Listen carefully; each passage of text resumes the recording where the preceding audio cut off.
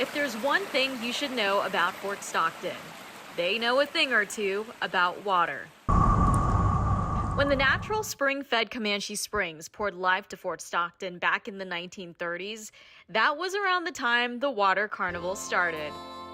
The Lions Club wanted to celebrate the Texas Centennial and also pay tribute to the springs, since it had around 45 to 65 million gallons of water pouring in a day. It was a week-long event filled with everything you can expect of a carnival. Parades, swimming and diving contests, reunions, dances, to the big pageants. And that lasted for about 4 years. And then when the pool started to lose water due to the irrigation west of town, Water Carnival kind of took a break, and then whenever they built the in-ground pool now, it just went to the swimming and dancing theatrical outdoor event that we have now. And even though the pool isn't how it once looked, that doesn't stop the show from going on. You can expect a lot from the theatrical production. Since the Water Carnival is all about performances, every year, the board picks a script sent in by anyone from the community.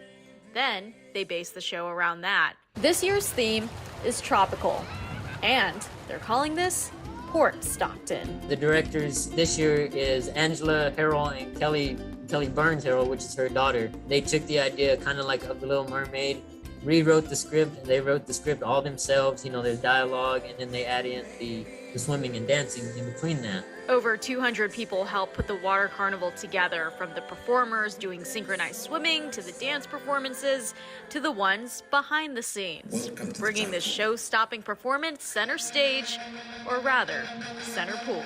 We build our own set design, put up our own walls, we build all the props. Some of them are like Hollywood-style props. They're really spectacular. We glitter paint them.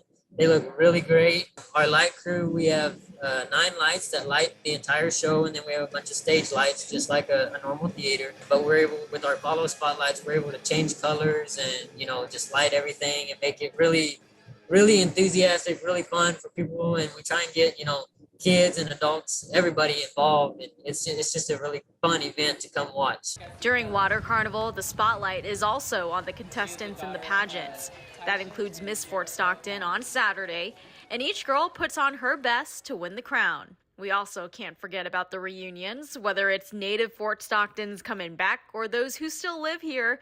This all becomes a time for old friends to meet again. Of course, everybody in Fort Stockton is always a big contributor. They look forward to Water Carnival every year. We're very grateful that we can get the pool in Precinct 2, you know, because that's the only pool in Fort Stockton. People are still, you know, well involved in our tradition. You know, we're the longest running tradition in Fort Stockton. You won't regret coming to the show for sure. A small town big enough to bring a large community together, and big enough to make a splash in a West Texas tradition. I'm Jelena Okazaki. Catch us next time on The Basin Buzz.